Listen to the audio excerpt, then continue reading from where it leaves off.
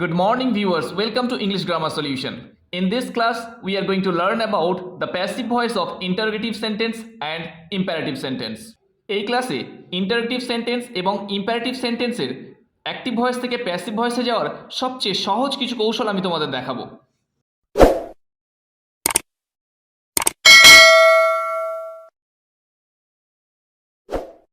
So let's get started. Voice change of interrogative sentence. প্রথমে আমরা প্রশ্নবোধক বাক্যের ভয়েস চেঞ্জ শিখব। ইন্টারোগেটিভ সেন্টেন্সে দুই রকমের প্রশ্ন দেখা যায়, ইয়েস অর নো, অর্থাৎ কোনো প্রশ্নের উত্তর হ্যাঁ অথবা নাতে যদি আসে তার জন্য যে রুলসগুলো আছে। ইয়েস অর নো কোশ্চেনের ক্ষেত্রে আমরা যে রুলসগুলো ফলো করি, অ্যাক্টিভ ভয়েসে ডু দিয়ে প্রশ্ন করা হলে প্যাসিভ করার সময় ডু এর জায়গায় বি ভার্ব দিয়ে শুরু করা হবে। তো সেই স্ট্রাকচারটি হলো, প্রথমে আসবে অক্সিলারি ভার্ব, তারপরে অবজেক্ট, তারপরে আসছে V3 অর্থাৎ ভার্বের পাস্ট পার্টিসিপল ফর্ম, এবং তারপরে বাই, শেষে চলে যাবে সাবজেক্ট। তো প্রথম এক্সাম্পলটি হলো, ডু ইউ নো সীতা, তুমি কি সীতাকে জানো? ডু ডিড ডাজ দিয়ে প্রশ্ন করলে আমরা অক্সিলারি ভার্ব অ্যাম ইজ আর ওয়াজ ওয়্যার ব্যবহার করব। তো এখানে অবজেক্টটি আমরা সাবজেক্ট হিসাবে ব্যবহার করব।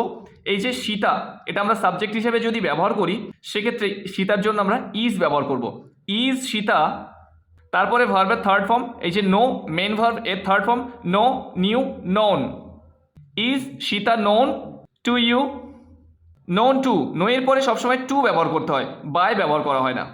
আরও একটি এক্সাম্পল হলো, ডিড ইউ প্লে ফুটবল, তুমি কি ফুটবল খেলেছো? তো এখানে ডিড পাস্ট টেন্স আছে, সেজন্য আমরা ওয়াজ অথবা ওয়্যার ব্যবহার করব। যেহেতু ফুটবল অবজেক্টটিকে আমরা সাবজেক্ট হিসেবে ব্যবহার করব, সেজন্য ফুটবলের জন্য আমরা ওয়াজ ব্যবহার করব। তো প্যাসিভ সেন্টেন্সটি কেমন হবে? ওয়াজ ফুটবল প্লেড বাই ইউ। তো আরও একটা এক্সাম্পল আমরা দেখে নেব, ডাজ হি টেক কফি, সে কি কফি খায়? তো এখানে ডাজ প্রেজেন্ট টেন্স ব্যবহার করা হয়েছে, তো সেজন্য আমরা অ্যামিজার ব্যবহার করব। এখানে কফিটাকে সাবজেক্ট হিসেবে নিলে আমরা ইজ ব্যবহার করব। তো প্যাসিভ ভয়েসটি হবে, is coffee taken by him. এরপরে আমরা চলে যাব ইন্টারোগেটিভ সেন্টেন্সের আরও একটা রুলসে। অ্যাক্টিভ ভয়েসে ডু ছাড়া বি, হ্যাভ, ক্যান ইত্যাদি ভার্ব দিয়ে প্রশ্ন করা হলে প্যাসিভ ভয়েসে ওই ভার্বগুলোই বসবে। যেমন একটা এক্সাম্পল দেখব, can Raju do this, Raju কি এটা করতে পারে? তো সেক্ষেত্রে প্যাসিভ করতে গেলে কি করতে হবে? এই যে ক্যান শব্দটাকে আমরা বাক্যের শুরুতেই ব্যবহার করব। তো প্যাসিভ ভয়েসটি কেমন হবে? Can this be done by Raju, এটা কি রাজুর দ্বারা কৃত হয়? এখন আমরা মোস্ট ইম্পর্টেন্ট যে রুলসটা শিখবো সেটা হলো, WH কোশ্চেন দিয়ে প্রশ্ন করা হলে সেক্ষেত্রে আমরা ইন্টারোগেটিভ সেন্টেন্সের ভয়েস চেঞ্জের কি পরিবর্তন দেখতে পারি। যেমন what, which, where, when, how ইত্যাদি দিয়ে প্রশ্ন করা হলে প্যাসিভ করার সময় এই ওয়ার্ডগুলিই বসে, এবং হু দিয়ে প্রশ্ন করলে বাই হুম হয়। তো আমরা এখানে বুঝতে পারলাম WH ওয়ার্ডের ক্ষেত্রে যে সমস্ত WH ওয়ার্ড দিয়ে প্রশ্ন করা হয় সেটাই আমরা বাক্যের শুরুতেই ব্যবহার করব, এবং হু দিয়ে শুরু হলে আমরা বাই হুম ব্যবহার করব। তো এখন কিছু এক্সাম্পল দেখে নেওয়া যাক। WH ওয়ার্ড দিয়ে বাক্য শুরু হলে প্যাসিভ করার সময় আমরা এই স্ট্রাকচারটি ফলো করব। WH word plus auxiliary verb, তারপরে আসছে সাবজেক্ট প্লাস V3, তারপরে আসছে বাই প্লাস এজেন্ট অর্থাৎ কাজটি যার দ্বারা করা হবে। তো ফার্স্ট এক্সাম্পলটি হলো, when will you do it, তুমি এটা কখন করবে? তো আমরা ওই ওয়েনটিকে বাক্যের শুরুতেই ব্যবহার করব, তারপরে অক্সিলারি ভার্ব আসবে, ওয়েন উইল ইট, তারপরে সাবজেক্ট আমরা পেয়ে যাচ্ছি, এই অবজেক্টটিকে আমরা সাবজেক্ট হিসেবে নিয়ে আসব। When will it be done by you, এটা তোমার দ্বারা কখন করা হবে। Next, when will you return the book, তুমি কখন বইটি ফেরত দেবে? তো প্যাসিভ ভয়েসটি কেমন হচ্ছে? When will the book be return by you. Next, why did he punish you, সে কেন তোমায় শাস্তি দিয়েছিল? তো হোয়াইটাকে আবার বাক্যের শুরুতে ব্যবহার করব। যেহেতু এখানে ডিড পাস্ট টেন্স আছে সেজন্য আমরা ওয়াজ অথবা ওয়্যার ব্যবহার করব।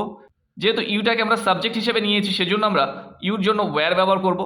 Why were you punished by him. Next, why have you bought this ticket, তুমি এই টিকিটটি কেন কিনেছো? তো যেহেতু এখানে প্রেজেন্ট পারফেক্ট টেন্স ব্যবহার করা হয়েছে সেজন্য আমরা হ্যাজ বিন ব্যবহার করব, এবং শুরুতেই হোয়াই আসবে। Why has this ticket been bought by you, তোমার দ্বারা এই টিকিটটি কেন কেনা হয়েছে? Next, who teaches you English, কে তোমায় ইংরেজি শেখান? তো আমরা প্রথমেই বলেছি হু দিয়ে প্রশ্ন করা হলে আমরা হু এর পরিবর্তে বাই হুম ব্যবহার করব। By whom are you taught English, কার দ্বারা তোমায় ইংরেজি শেখানো হয়। হু ডিড দিস, এটি কে করেছিল? তো হু এর জন্য বাই হুম।